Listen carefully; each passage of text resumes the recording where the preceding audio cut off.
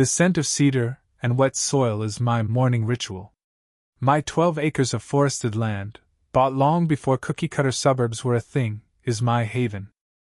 I'd carved out just enough space for a modest house, a weathered barn my daughter Lily and I restored with our own hands, and a sprawling chicken coop. Mornings like this, with sunlight piercing the towering pines and the soft clucking of my hens, feel like a hard-won stand against the world's chaos. Lily, 16 and still tied to this wild patch, was tending the coop's water trough, her ponytail swaying as she moved. This land isn't just dirt, it's our story, our fortress. Then came Pineview Heights.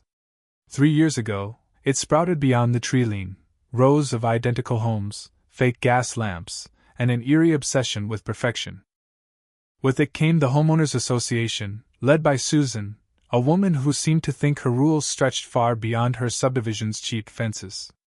I was nailing a new plank on the porch when her polished silver SUV rolled up my gravel drive, stopping short like my land was beneath her. Susan stepped out, clad in pristine yoga gear despite the early hour and no gym in sight, clutching a glossy binder like a scepter. "Mark," she said, her voice sharp and hollow. She thrust the binder forward, Pineview Heights Welcome and Compliance Guide. "We've noticed issues." I didn't touch it. "Susan, we've been through this. My land isn't part of Pineview. It was here before your cul-de-sacs." Her eyes narrowed. "Standards evolve for everyone's benefit," she snapped, flipping the binder open. "Your shed's color violates aesthetic codes. Your chickens break noise rules. And minors," she glanced at Lily, who'd paused to watch, "must register with the HOA for community access." A spark of anger flared in my gut. "Lily doesn't need your pool parties. My chickens were here first, and my shed's staying green. This isn't your turf." Susan's lips tightened. "The board has updated our boundaries for unity. It's in the binder." I laughed, cold and hard. "You can't just redraw maps and claim my land. You're trespassing. Get out." Her face froze, like defiance was a foreign language. Then her eyes turned to slits. "Non-compliance has costs, Mark." "Big ones?" She tossed the binder by my gate and stormed off, her SUV peeling away in a cloud of dust and Chanel.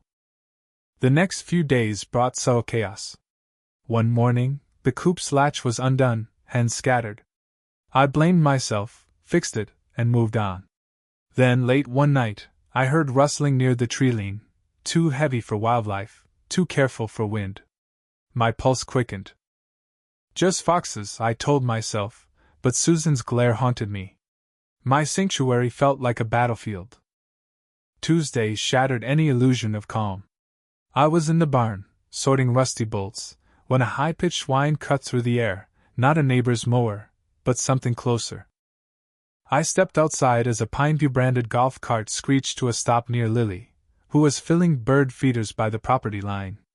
2 men leapt out. One, later identified as Carl, was tall, balding, with mirrored shades and a bulging polo. The other, Tim, was wiry, fidgeting. Carl stormed toward Lily, finger jabbing. "Hey, kid! Step away from that line. This is HOA land." His shout echoed. Lily flinched, spilling seed, but stood firm. "This is my dad's property. You're the trespassers." Carl's face twisted. He grabbed her arm hard. "Don't mouth off. You're coming with us." Rage blinded me. "Let go of my daughter!" I roared, sprinting across the yard. Carl didn't release her. His grip tightened, making Lily wince.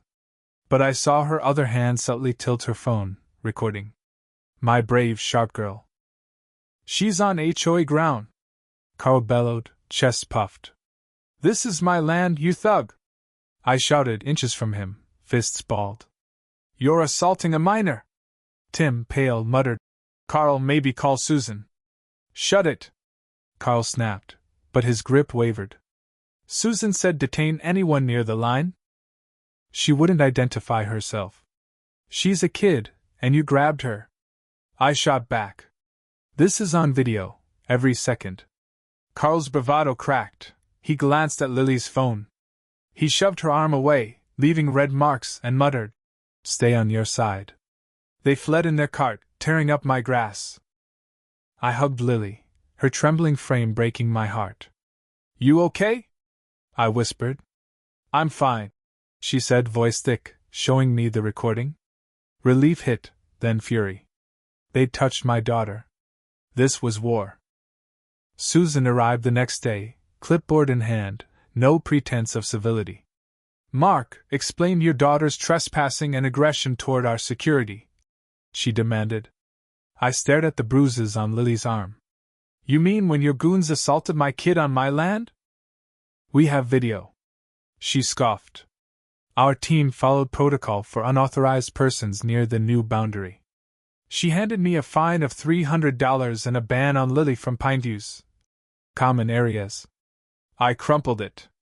"Your boundaries are fiction. Your protocols are crimes." She leaned in, voice low. "It's a risky world, Mark. Teens who ignore rules get hurt. Near our lines, say." The threat was venom. "Are you threatening my daughter?" I growled. She smirked. "Just a safety tip." My blood froze. She wasn't just petty, she was dangerous. Then the drone started. Low, bold, hovering over Lily reading in the yard or buzzing the house at dusk. Were they recording us? The invasion felt like a violation of our souls. I checked FAA rules. Susan's drones were illegal. One afternoon, I saw one over my garden, camera panning. Enough. I grabbed my shotgun, waited for a clear shot, trees and sky behind, and fired. The drone crashed in a heap. I collected the wreckage, grimly satisfied. This wasn't destruction, it was defense. I expected Susan to scream. Instead, she escalated to absurdity. Saturday morning, 3 SUVs were parked by my land. Susan, Carl, Tim, and 4 others set up a folding table, lemonade, and a Pineview Heights, Unity First banner, like a deranged picnic court. One guy had a gavel. Susan marched up. "Mark, this is your last chance. The HOA disciplinary committee is in session for your violations: trespassing, noise structures, drone interference, and firearm discharge." I sipped my coffee. "You're trespassing, Susan. This is the dumbest stunt I've seen."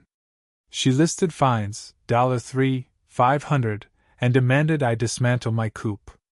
Lily emerged with our folder, deeds, surveys, FAA rules, and Lily's video. "This land's mine," I said, slapping the deed. "You're trespassing, harassing a minor, and breaking federal law. Your fake trial's a joke." Susan waved for Tim to call the sheriff. That's when sirens wailed. 3 patrol cars rolled up, lights flashing.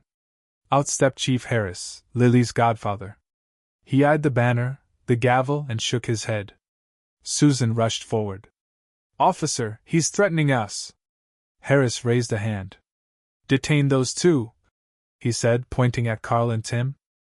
"Video shows them assaulting a minor." Susan shrieked. "They're HOA security." Harris's voice was ice. "They're not cops. They detained a kid on private land in fake uniforms. And your drone?" "Illegal. The FAA's got your number." Carl and Tim were cuffed. Susan's committee scattered. Harris turned to us.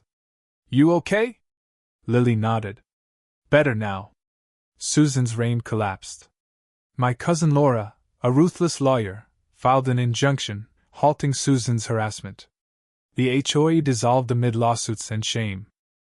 Susan's house sat unsold for months. Her final act, spray painting my fence, was caught on camera, earning her a restraining order. Life returned to normal. The pines glowed at dusk, the chickens clucked freely. I built a 12-foot cedar rooster statue, crowbar, facing Susan's old drive, with a plaque. "In memory of HOA madness. Rest in peace." Neighbors toasted its unveiling. It wasn't vengeance, it was closure. What do you think? Was my shotgun move too far, or did Susan deserve worse?